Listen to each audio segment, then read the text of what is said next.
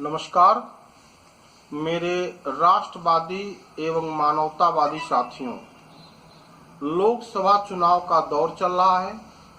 आप सभी बुद्धिजीवी हैं, विशेष रूप से विद्यालय संचालक एवं शिक्षक हैं।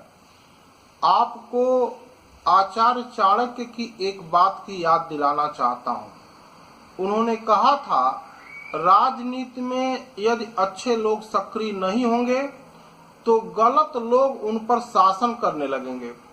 ऐसे में मैं जयप्रकाश मिश्र, राष्ट्रीय अध्यक्ष राष्ट्रवादी पार्टी ऑफ इंडिया, आपसे 5 बातों के आधार पर कुछ निवेदन करना चाहता हूं। पहला, जनसूचना कानून के तहत रक्षा मंत्रालय को छोड़कर हम समस्त विभागों की समस्त जानकारी प्राप्त कर सकते हैं, लेकिन राजनीतिक दलों के आय व्यय के ब्यौरे को इस कानून के तहत नहीं प्राप्त कर सकते। जब यह कानून बन रहा था तो सभी राजनीतिक दलों के जनप्रतिनिधि एक साथ मिलकर के अपने आय व्यय के ब्यौरे को इस कानून से बाहर रखे। जब माननीय सुप्रीम कोर्ट के द्वारा इनके आय व्यय का ब्यौरा प्रस्तुत करने के लिए कहा जाता है तो ये कहते हैं कि अधिकांश चंदा अज्ञात स्रोत से आया है।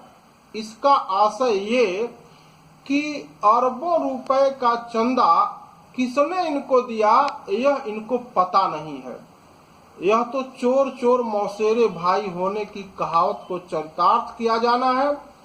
इसलिए इन सारे राजनीतिक दलों को भूलकर आप केवल राष्ट्रवादी पार्टी ऑफ इंडिया को याद रखिए। दूसरा, अभी हाल में ही सभी राजनीतिक दलों के जनप्रतिनिधियों ने मिलकर विधायक जी का वेतन लगभग 200%, सांसद जी का 300%, महामहिम राज्यपाल एवं राष्ट्रपति महोदय का वेतन लगभग 400 एवं 500% बढ़ा दिया, जबकि इनके पास किसानों के उत्पाद का समर्थन मूल्य बढ़ाने के लिए, बेरोजगारी भत्ता देने के लिए, विकास कार्यों के लिए एवं चिकित्सा सुविधा बढ़ाने जैसी मूलभूत जरूरतों के लिए बजट नहीं है। ये लोग जनता के बीच में जब आते हैं तो नूरा कुश्ती का खेल खेलकर जनता को भ्रम में डालते हैं। ऐसे में इन सभी पार्टियों के लोगों को आप भ्रम में डालकर केवल राष्ट्रवादी पार्टी ऑफ इंडिया को मजबूत बनाइए। तीसरा, बेरोजगारी, भ्रष्टाचार, किसानों एवं लघु उद्यमियों की समस्या, विकास, जनता की मूलभूत सुविधाएं, यह देश की प्रमुख समस्या है। कोई भी राजनीतिक दल इन मूलभूत समस्याओं पर खुलकर चर्चा नहीं करना चाहता है और न ही अपने चुनावी एजेंडे में इसे शामिल कर रहा है। देश की और जनता की मूलभूत समस्याओं से ध्यान हटाने के लिए तमाम जुमले प्रचलन में लाए जा रहे हैं। मैं चौकीदार हूं, चौकीदार चोर है, बुआ, बबुआ, अमुक जाति, फला धर्म, इनको उछाल करके देश की समस्याओं से पब्लिक का ध्यान हटाया जा रहा है।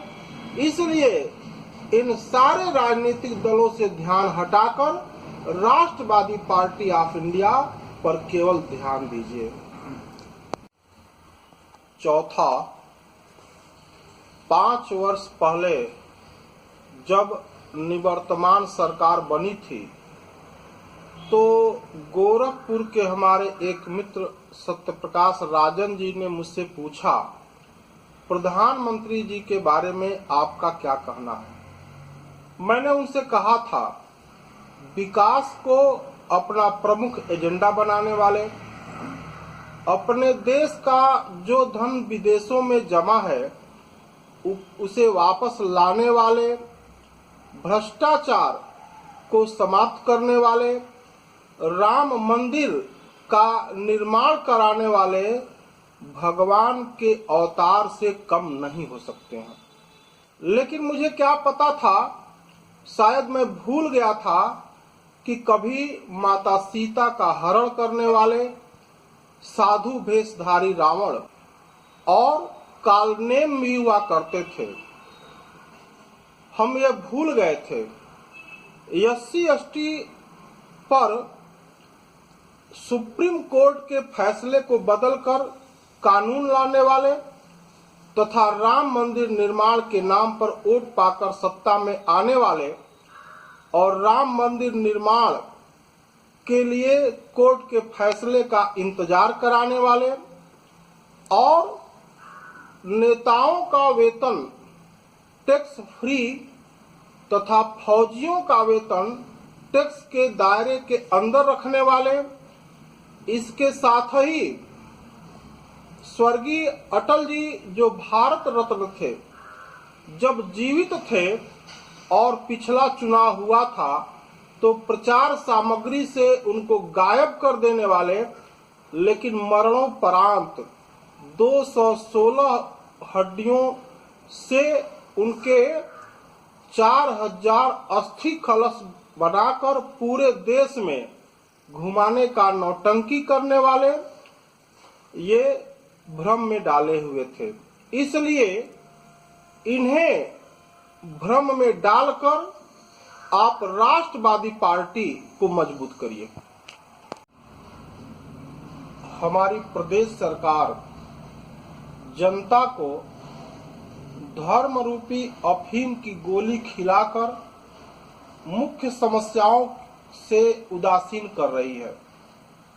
अपने परिषदीय विद्यालयों को न संभाल पाने वाले तथा इसके एवज में बेहतर शिक्षा दे रहे छोटे और निजी विद्यालयों को बंद कराने वाले, अपने ही खेत की मिट्टी को निकालकर अपने आंगन को ऊंचा करने को संज्ञेय अपराध बनाने वाले, बिल्डिंग मटेरियल का दाम 100% तक बढ़ा देने वाले, गौवंश का ध्यान न देकर इन्हें खेतों में खुला छोड़ देने वाले तथा राहगीरों को घायल कराने वाले, शिक्षित जो योग्य बेरोजगार हैं उन्हें रोजगार न देकर यह कहना कि वह योग्य नहीं है, अयोग्य है, इस तरह का कार्य करने वाले हमारे प्रदेश सरकार को क्या कहना।